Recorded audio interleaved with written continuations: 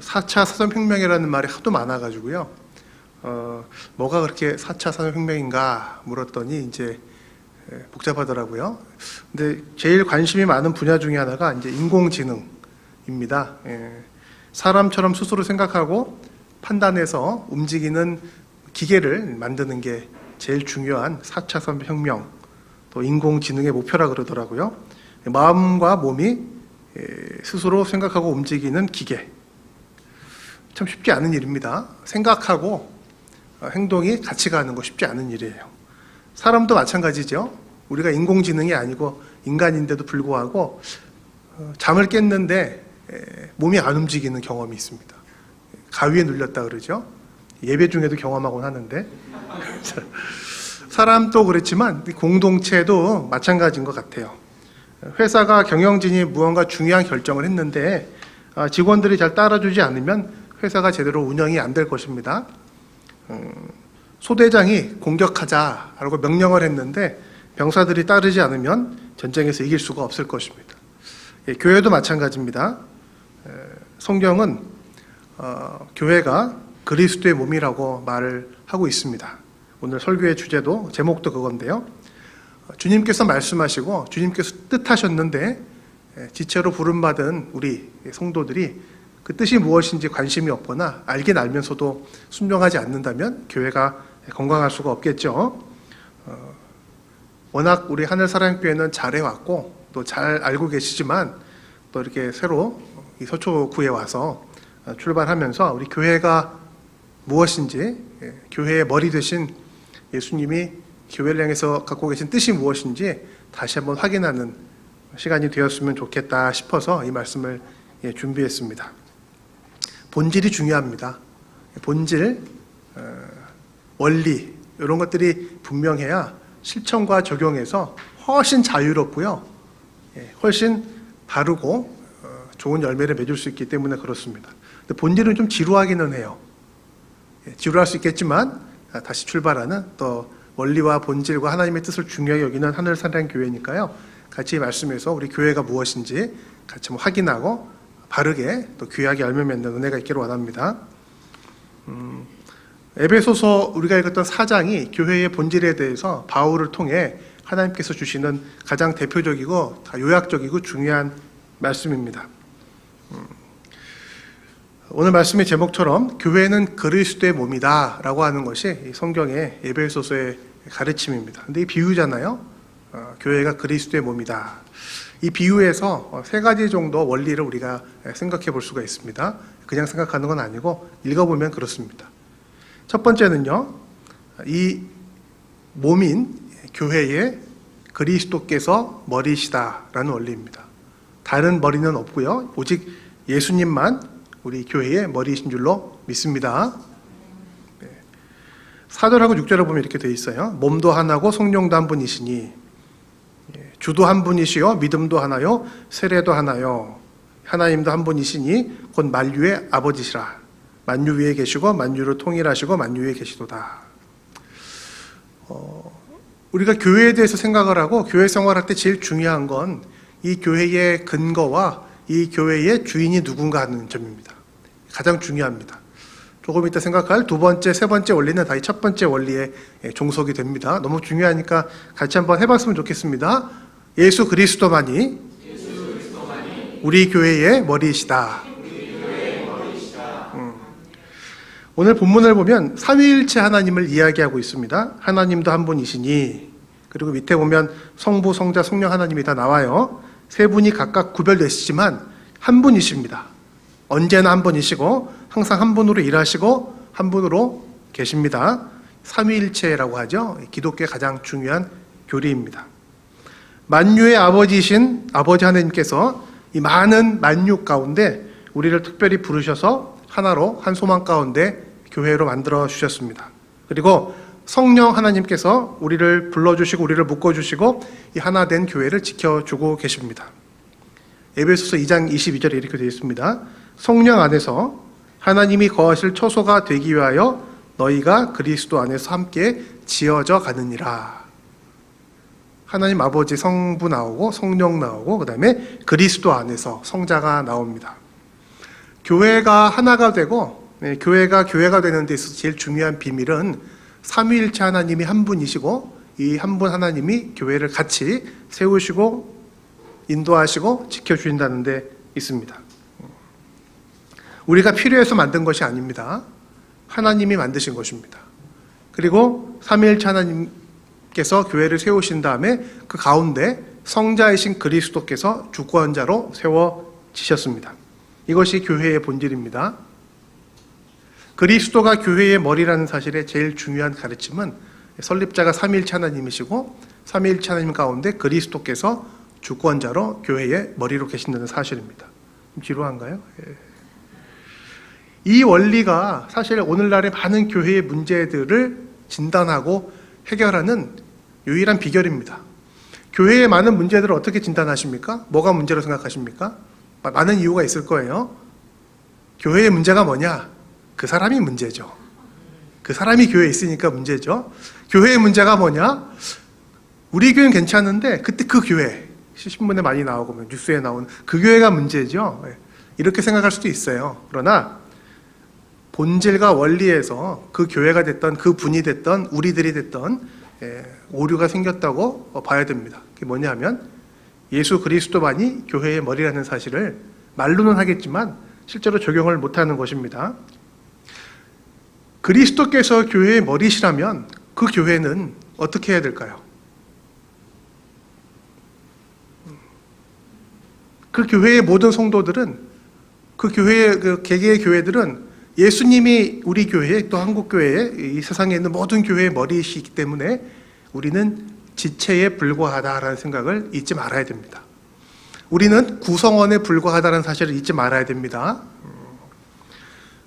머리는 예수님만 계시는 거예요. 통치자와 주권자는 지금도 살아계셔서 우리와 함께 계시는 예수님이신 겁니다. 그러면 우리는 뭐냐면 지체일 뿐입니다. 지체가 가져야 될 바른 태도는 무엇일까요? 4장 2절에 나옵니다. 모든 겸손과 온유로 하라.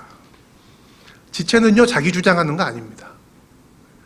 머리가 생각을 했는데 몸이 따로 놀면 그런 좀 장애가 있는 분들이 있잖아요. 있습니다. 머리이신 예수님이 말씀하시고 생각하시고 뜻하셨는데 몸이 따로 놀면 그게 문제인 거예요. 오늘날에 여러 가지 많은 교회의 문제들은 본질적으로 볼 때 그렇게 이해할 수 있습니다.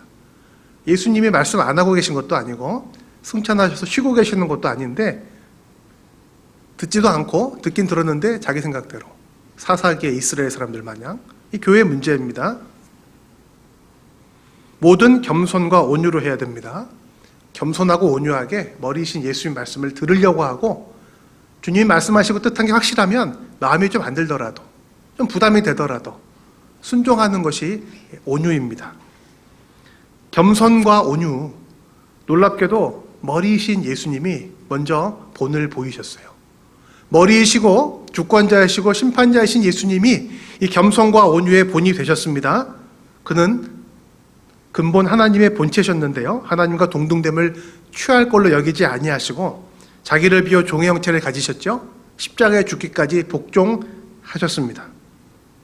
자기를 낮추신 겸손의 본을 우리 주님이 먼저 보이셨습니다. 베드로전서에는 예수님이 온유의 본도 되심을 가르쳐줍니다. 그리스도께서 너희를 위하여 고난을 받으사 너희에게 본을 끼쳐 그 자취를 따라오게 하려 하셨느니라. 욕을 당하시되 맞대어 욕하지 아니하시고 고난을 당하시되 위협하지 아니하시고 오직 공의로 심판하시는 이에게 부탁하시며 친히 나무에 달려 그의 몸으로 우리의 죄를 담당하셨느니라. 아버지의 뜻이기 때문에 순종하신 거예요. 머리이시고 주권자고 통치자이시고 창조주이신 예수 그리스도께서 이렇게 겸손하게 온유하셨다면 지체에 불과한 우리들 역시 온유해야죠. 겸손해야죠. 많은 교회들이 많은 것들을 오늘날 자랑합니다. 건물도 자랑하고 역사도 자랑하고 훌륭한 목사님도 자랑하고 김일성 목사님만 자랑해도 됩니다. 또 교회에 뭐 사회적으로 지위가 있는 사람이 있다라고 자랑을 하고 뭐 여러 가지 것들 많이 자랑해요. 좋은 일입니다. 자랑할 게 없는 것보다 자랑할 게 많은 게 좋은 교회죠. 그 많은 자랑 가운데 착각할 수가 있어요. 그런 자랑거리가 우리 교회에 있기 때문에 우리 교회는 훌륭하다. 우리 교회는 교회답다. 그때부터는 착각입니다. 감사의 제목이 자랑거리가 되고 자랑거리가 우리 교회의 정체성이 되면 문제가 시작되는 겁니다. 그 자체가 문제입니다. 사랑하는 성도 여러분, 우리 하늘사랑교회는 자랑하는 교회가 되기를 원합니다. 근데 뭘 자랑해야 되냐면 머리이신 예수 그리스도를 자랑하는 교회가 되기를 원합니다. 사람들은요, 우리 교회를 보면서 그 교회에 이런 훌륭한 분이 있다면서, 우리 교회가 이런 훌륭한 사역을 했다면서, 우리 교회가 이렇게 좋은 역사와 전통과 시설을 갖고 있다면서 이렇게 칭찬하고 할 거예요. 그때마다 여러분, 그렇지 하지 마시고 다 예수 그리스도 때문입니다. 우리 주님이신 예수님 위해서입니다. 라고 우리의 자랑을 예수님으로 삼을 수 있는, 사람들의 관심과 주목을 주님께로 돌릴 줄 아는 예수님을 머리 삼은 교회가 되시기를 원합니다. 제가 신학교에 있잖아요. 신학교에. 그러니까 목사님들이 오셔서 가끔 설교를 하세요. 우리 신학생들이 힘들거든요. 힘들다 그래야 돼요. 힘들고 어렵게 이렇게 공부해서 목회자가 되려고 하는 걸로 돼 있어요. 그러다 보니까 선배 목사님들이 오셔서 격려해 주십니다. 21세기 한국 교회와 세계 선교의 미래는 여러분들에게 달려 있습니다. 딱 그러세요. 여러분들이 한국 교회의 희망이고 소망입니다. 이렇게 얘기하세요. 감사하죠. 감사합니다만은 그렇게 설교가 끝나고 나서 수업 시간에 제가 우리 학생들을 만나면 이렇게 얘기합니다. 여러분 생각에는 정말로 한국 교회의 미래와 세계 선교의 미래와 21세기가 여러분에게 있다고 생각하십니까? 아닙니다. 이렇게 얘기합니다. 하나님께서 21세기 한국 교회의 미래와 세계 선교의 모든 소망을 부족한 우리들에게 맡기시면 안 되죠. 격려는 감사하나? 그래, 21세기가 나한테 있나 보다. 한국교회 미래가 우리한테 주어졌나 보다. 착각입니다. 21세기 한국교회 미래와 세계선교의 사명과 복음의 소망은 2000년 전이나 지금이나 오직 우리 주 예수 그리스도에게만 있는 것입니다. 착각하면 안 됩니다. 격려가 지나쳐서 자랑이 되고 자랑이 지나쳐서 착각이 되면 문제가 시작되는 것입니다. 옷을 찢으면서 나는 아니다라고 얘기했던 베드로처럼, 바울처럼 예수 그리스도만 우리의 머리이시니까 자랑하고 증거하고 그분의 이름에 십자가의 복음에만 소망을 둘 줄 아는 우리 교회, 그렇게 사람들에게 증거하는 우리 하늘소랑교회가 되기를 원합니다. 그렇습니다. 이제 머리가 누구인가, 주인이 누구인가의 착각이 모든 교회 문제의 시작이고요. 다시 말하면 예수님이 머리가 되시고 예수님이 우리의 주인이시다, 우리의 자랑거리이고 우리 교회의 주인공이다라고 인정한다면 그 교회는 많은 어려움을 당한다 할지라도 반드시 바르게 서서 쓰임받을 수 있습니다. 두 번째 원리입니다. 예수님을 머리로 삼은 모든 지체들은요, 서로 주어진 은사를 잘 나누어야 됩니다. 두 번째 원리도 한번 해볼까요? 서로의 은사를 잘 나누어야 한다. 7절과 8절에 있어요. 우리 각 사람에게 그리스도의 선물의 분량대로 은혜를 주셨나니. 시편 68편 18절을 인용합니다. 그가 위로 올라가실 때에 사로잡혔던 자들을 사로잡으시고 사람들에게 선물을 주셨다. 이 선물이 은사입니다. 머리이신 주님께서요, 다 하시면 돼요. 우리 교회의 주인이시고 머리이시니까 다 하시면 되는데 놀랍게도 그렇게 하지 않으시고 각 성도들에게, 지체들에게 일을 시키신다고요. 혼자 하시지. 그리고 일을 시키실 때 그냥 시키시는 게 아니라 그 일을 잘 감당할 수 있도록 은사, 능력을 주십니다. 성도들이 아무 의미 없이 남겨져 있거나 무익하게 인생을 낭비하지 않도록 직분을 주시고요. 그 직분을 우리가 못 감당할 걸 아시기 때문에 하늘의 은사로 감당하게 해 주십니다. 그 은사에 따라서 교회에 여러 직분들이 있는 겁니다. 어떤 사람은 사도로, 어떤 사람은 선지자로, 11절에 어떤 사람은 복음 전하는 자로, 어떤 사람은 목사와 교사로. 이 이름이 없지만 우리 교회 안에서 여러분 다 직분이 있어요. 다 하나님께서 우리를 사랑하셔서 직접 하셔도 되지만 우리에게 직분과 은사를 주신 것입니다. 은사입니다. 은사.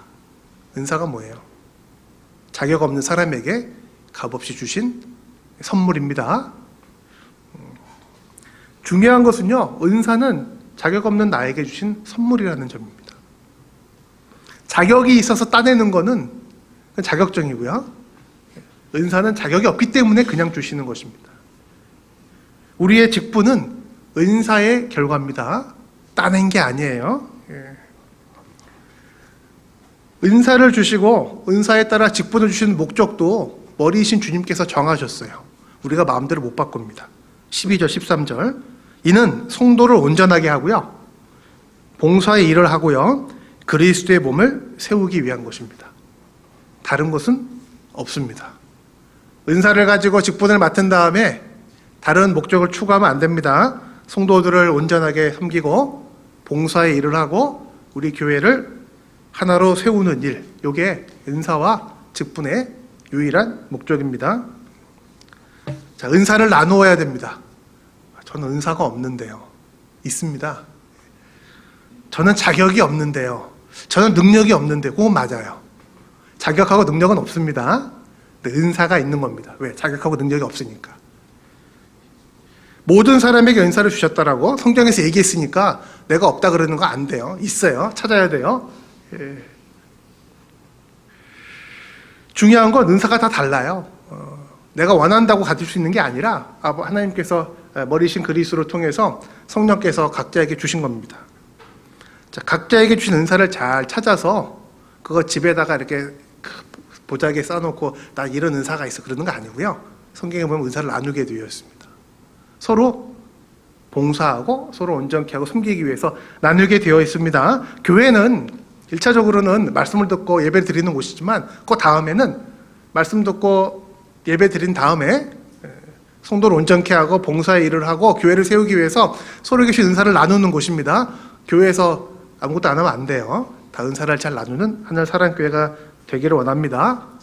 여기까지는 좋은데요. 문제가 뭐냐면 이제 은사를 나누다 보면 직분을 갖다 보면 착각이 시작돼요. 또 높고 낮고 요겁니다.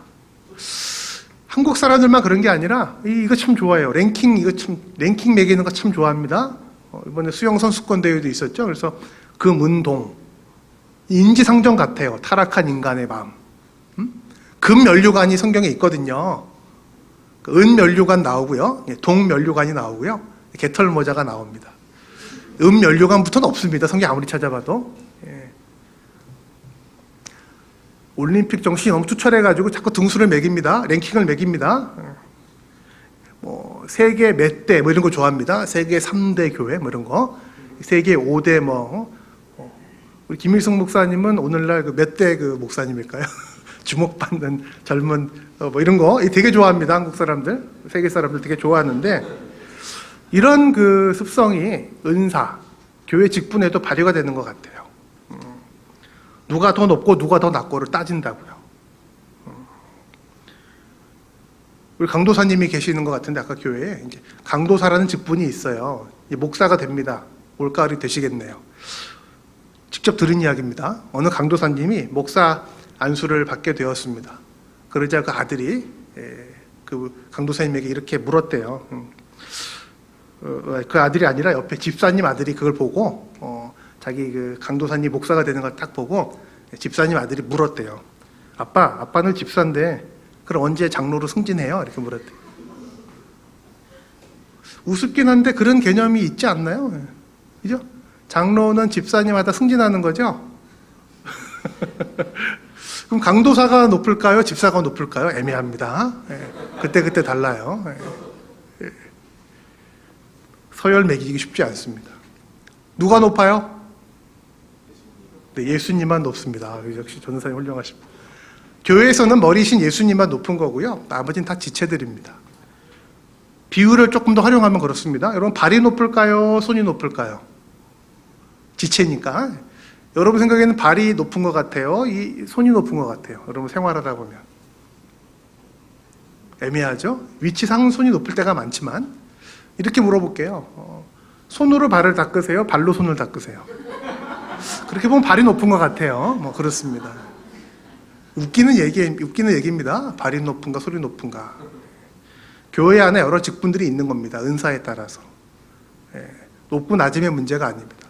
높고 낮음을 치열하게 경쟁하다가 결국 발언하지 않고 가만히 있는 한 지체만 낮아지게 되는데 그게 누구냐면 아이러니하게도 예수님이십니다. 온유하고 겸손하신 예수님은 쳐주지도 않아요. 예수님은 직분자가 아니라 교회 설립자이시고 통치자이시고 머리이십니다. 교회 안에서 지체들이 서로 자신들이 원하는 것, 자신들의 위치 이런 거를 놓고 많이 갈등을 하다 보면 결국 어떤 문제가 생기냐면 예수님을 무시하게 되는 거죠. 머리신 예수님이 그러지 말라라고 오늘 여기서 에베소서에서 말씀하셨는데 그 말 듣지 않게 됩니다. 사랑하는 성도 여러분, 은사를 나누시기 바랍니다. 누가 높고 누가 낮고 그런 거 아닙니다.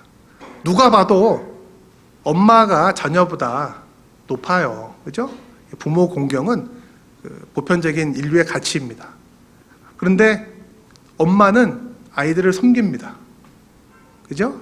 왜요? 사랑하니까. 세 번째 원리인데, 은사를 서로 나눈다는 것은요, 내가 높아지기 위해서 애쓴다는 뜻이 아니라 예수님이 나를 사랑하시고 예수님이 머리이신데 나를 위해서 죽어주시고 그렇게 겸손하고 온유하셨으니까 나도 다른 지체들을 잘 사랑하고 섬기겠다라는 마음을 갖게 된다는 뜻입니다. 교회가 그리스도의 몸이라는 말은 그런 말입니다. 우열을 가리는 게 아니라 더 많은 은사를 획득하기 위해서 경쟁하는 것이 아니라 이미 주셨으니까, 은사를 주셨으니까 은사를 잘 나누어서 봉사하고 성도들을 온전케 하고 교회를 세워나가는 모습이 교회가 교회답게 하나가 되어 성장하는 비결입니다. 마지막 세 번째입니다. 교회는 진리 가운데서 하나로 자라가야 됩니다. 따라해 볼까요? 진리 가운데서 하나로 자라가는 교회. 15절에 그렇게 되어 있어요. 오직 사랑 안에서 참된 것을 하며 범사의 계획까지 자랄지라 그는 머리니 곧 그리스도라. 교회 안에서 성도들이 은사를 나누고 교회 안에서 직분을 가지고 하나로 사역을 한 마음으로 사역을 하는데요. 이미 말씀드렸지만 무엇을 위해서 은사를 나누는지, 무엇을 위해서 함께 사역하는지에 대한 목적을 잊지 말아야 됩니다. 성도를 온전케 하는 것이라 그랬습니다. 봉사하고 그리스도의 몸인 교회를 세워가는 것이라 그랬습니다. 성도들이 그리스도를 믿고 아는 일에 온전하게 되고 날마다 머리이신 그리스도를 닮아가게 하는 것입니다. 머리이신 예수 그리스도께서 기준이고 목적입니다. 머리이신 그리스도께서 길이시고 진리시고 생명이십니다. 여기 써 있어요. 진리의 빛 예수 그리스도. 우리가 교회에 함께 모여서 은사를 나누고 하나로 사역하는 이유는 다시 한번 머리이신 예수 그리스도 때문이어야 합니다. 머리이신 진리이신 예수 그리스도를 위해서여야 합니다. 요한복음 17장 3절에 우리 주님이 이런 놀라운 말씀을 해주셨습니다. 영생이 무엇이냐? 우리 구원의 목적인 영생이 무엇이냐? 그것은 유일하신 하나님과 그가 보내신 자 예수 그리스도를 아는 것이니이다. 영생은요, 그냥 안 죽고 오래 사는 게 아니고요, 되게 지루할 거예요. 영생은 물리적으로 시간이 긴 게 아니고 유일하신 하나님과 그분이 보내신 자 예수 그리스도를 아는 것이 영생이라고 말씀하셨습니다. 그러므로 예수 그리스도 안에서 하나가 되지 않는 것은 의미가 없습니다. 그러므로 예수 그리스도를 위해서 하나가 되지 않는 것은 무의미합니다. 머리이신 그리스도 예수의 사랑과 진리 안에서 그 사랑과 진리를 알고 드러내기 위해서 교회가 하나가 될 때 그 교회가 건강하게 자라는 교회일 수 있는 것입니다. 그리스도 안에서 하나가 되어 그리스도를 위하여 향하여 자라기 위해서는 무엇이 필요한가? 사랑이 중요합니다. 그런데 여기서 말하는 사랑은 그냥 사랑이 아닙니다. 진리 안에서 거하는 사랑이어야 합니다. 예수 그리스도의 사랑이어야 합니다. 에베소서 4장 14절에서는 이 내용을 가지고 바울이 경고까지 하고 있습니다. 우리가 예수님을 향해서 예수 그리스도의 진리 안에서 그분의 사랑을 가지고 자라야 한다. 이는 14절 우리가 이제부터 어린아이가 되지 아니하여 사람의 속임수와 간사한 유혹에 빠져 온갖 교훈의 풍조에 밀려 요동하지 않게 하려 함이라. 제가 사랑 안에서 교회가 하나가 되고 사랑 안에서 자란다 이렇게 말할 수 있는데 제가 진리로 싹 바꿨습니다. 세 번째 원리를. 그 이유가 뭐냐면 세상에 많은 사랑이 있기 때문에 그렇습니다. 세상에 많은 사랑이 있어요. 근데 오늘 바울이 14절에서 경고하는 건 뭐냐면 사람의 속임수와 간사한 유혹에 빠져가지고 온갖 교훈의 풍조에 밀려 요동할 수 있다는 거예요. 세상에 많은 사랑, 많은 주장들이 있는데 이것이 다 진리가 아니라는 뜻입니다. 진리 안에서, 즉 예수 그리스도 안에서 우리가 사랑하고 예수 그리스도 안에서 우리가 주님을 알아가는 일에 열심을 내지 않는다면 의미가 없단 말이에요. 제가 아는 어느 교회에서 실제로 에스모 단체를 예방하기 위한 세미나를 개최했습니다. 에스모 단체라고 있어요. 이 소문을 듣고 에스 단체의 모 지파에 수천 명이 그 교회로 당일날 몰려왔습니다. 주일날 예배도 안 드려요. 그 단체는 에스모 단체. 근데 그 교회 교인들 다 해봐야 수백 명인데 몰려온 그 에스 단체의 인원이 수만 명이었어요. 실합니다. 일사불란하게 똘똘 뭉쳐서 움직이는데 그 목소리 얼마나 큰지 교회 밖에서 하지 말라고 소리 지르는데 당해낼 수가 없었습니다. 에스모 단체처럼 일사불란한 단체가 없어요. 14만 4천 명이 모이면 예수님이 오신다 어린 얘기 있었는데 넘었거든요. 15만 명이 모여서 상암동에서 체육대회를 했어요. 2년 전에. 어떻게 된 거예요? 가짜가 있는 가짜가. 14만 4천, 적어도 6천 명이 가짜예요. 그래서 지금은 지파별로 누가 가짜인지를 경쟁하고 있습니다. 기독교를 넘어서서 성당에도 가시고요. 절에도 가신대요. 하나가 돼요. 똘똘 뭉쳐서 본인들이 생각하는 진리 가운데 서로 그렇게 사랑하며 애쓰는 단체로 치자면 교회가 그 S단체를 이길 수가 없습니다. 그죠? 그러나 무의미합니다. 위험합니다. 가짜입니다. 왜요? 우리가 성경에서 알고 고백하고 말씀하신 예수 그리스도가 아니라 다른 머리, 다른 진리, 다른 토대 위에서 하나가 되어 있기 때문입니다. 또 다른 가치, 잘못된 가치를 위해서 애를 쓰고 노력하고 서로 사랑한다고 하고 있기 때문에 안타깝고 또 위험하고 잘못된 하나됨입니다. 교주가 죽고 나면 다 흩어져 버릴 사람의 속임수와 간사한 유혹일 뿐입니다. 우리가 머리를 모시고 있는 예수님은 그런 분이 아닙니다. 14만 4천 명이 안 모이면 구원이 안 될 거야 라고 위협해서 우리를 종교 활동가로 만드시는 분이 아닙니다. 다른 어느 공동체, 다른 단체에 가서 거짓을 하더라도 추수를 해와야지만 된다라고 이야기하시는 그런 교주가 아니십니다. 우리 주님은 온유하고 겸손하셔서 나의 멍에를 베고 나에게 배우라 라고 말씀하시는 분이십니다. 우리를 내모시는 분이 아니라 우리보다 앞서가시며 우리가 저지른 사역이라는 이름으로 저질러 놓은 많은 잘못들조차도 성령께서 다 추스리셔서 귀한 축복과 칭찬의 제목으로 만들어주시는 좋은 분이십니다. 점검해 보아야 됩니다. 우리가 은사를 나누고 교회로 하나로 자라가는 목적과 기준이 무엇인가? 다시 처음의 원리로 돌아갔네요. 예수 그리스도 때문이어야 합니다. 진리를 위한 하나됨이어야 합니다. 우리끼리 사랑하는 거 감사한 일이지만 그것도 위험할 수 있습니다. 우리끼리 서로 사랑하는 도대체 왜 그래? 이런 목소리가 지금 세상에서 너무나 큽니다. 성경에서 말하는 사랑은 정해져 있어요. 마음에 안 들 수 있지만 정해져 있습니다. 남녀가 한 몸을 이루게 되어 있습니다. 우리가 서로 사랑하는데 왜 자꾸 그래? 이렇게 얘기할 수 있지만 하나님께서 정하시는 사랑이 진리인 것입니다. 우리 교회가 서로 사랑해서 이렇게 하겠다는데 왜 그러세요? 이렇게 얘기하면 안 됩니다. 교회가 서로 사랑하기 때문에 하나님께서 기뻐하시지 않는 일도 많이 해온 것입니다. 우리가 좋은데 우리가 서로 사랑해서 하는 일인데 왜 그러세요? 너무 많이 용납하고 너무 많이 우리의 편의와 우리의 유익을 쫓아왔는지 모릅니다. 아닙니다. 주님이 머리이십니다. 예수 그리스도께서 십자가에서 죽으신 복음의 사랑을 이야기하는 것이지 세상 사람들이 부르는 그냥 그 사랑을 이야기하는 것이 아닙니다. 사람들이 많이 모여서 학위가 아주 많은 사람이 서가지고 이게 진리다라고 해서 진리가 되는 것이 아니라 우리 예수 그리스도가 진리이십니다. 생명이십니다. 길이십니다. 우리의 성장을 모이는 사람의 수나 예수 그리스도의 진리가 아닌 우리끼리의 사랑으로 바꿔버리면 안 되겠습니다. 오직 진리 안에서 예수 그리스도 안에서 하나가 될 때 예수 그리스도께서 보여주시고 성취하시고 이루어주신 십자가의 사랑과 진리를 선포하고 나아갈 때 교회가 교회답게 온전해질 수가 있습니다. 말씀을 정리하겠습니다. 16절이 오늘 말씀의 결론입니다. 그에게서 온 몸이 각 마디를 통하여 도움을 받음으로 연결되고 결합되어 각 지체의 분량대로 역사하여 그 몸을 자라게 하며 사랑 안에서 스스로 세우느니라. 16절. 머리이신 그리스도에게서 연결되고 결합되어야 됩니다. 둘째는 각 지체의 분량대로 힘써 역사해서 서로 도움을 주고받아야 됩니다.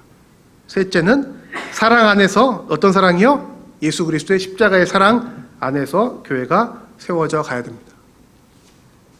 시작도 예수 그리스도요, 방법도 예수 그리스도요, 목적도 예수 그리스도야 합니다.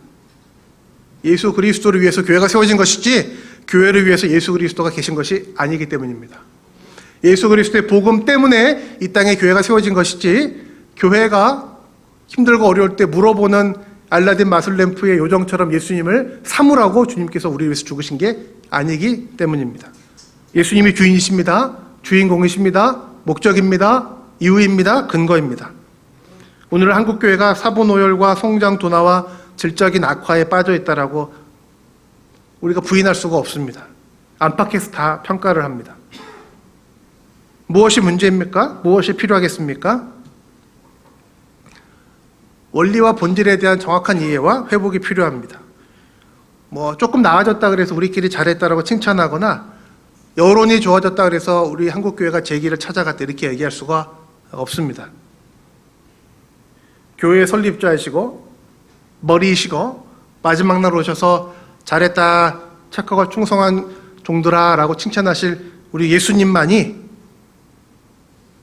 기준이고 목적이 되어야 합니다. 바울은 지금 감옥 속에서 에베소서를 쓰고 있습니다. 그때나 지금이나 교회는 문제가 많았습니다. 4장 1절에서 이렇게 얘기했죠. 그러므로 주 안에서 갇힌 내가 너희를 권하노니 너희가 부르심을 받은 일에 합당하게 행하라. 부르심을 받은 사람들이 교회입니다. 에클레시아. 불을 불러 뽑아낸 사람들이 교회라는 단어잖아요. 부르심을 받은 일, 즉 교회라고 세워진 일에 합당하게 행하라 라고 바울의 입을 빌어서 주님께서 우리에게 명령하고 계십니다. 에베소 교회뿐 아니라 오늘날 예배드리고 있는 이 땅의 모든 교회들을 향하여 또 새로운 출발, 더 잘하기 위해서 마음을 가다듬고 있는 하늘 사랑 교회를 향하여서도 주님께서 말씀하고 계십니다. 너희가 부르심을 받은 일에 합당하게 행하라. 예수 그리스도의 몸인 교회답게 행해서 칭찬받고 또 사람들에게 교회가 무엇인지 아니죠. 예수 그리스도가 누구신지 증거하고 구원의 길로 인도할 줄 아는 우리 귀한 하늘 사랑교회가 되기를 간절히 축원합니다.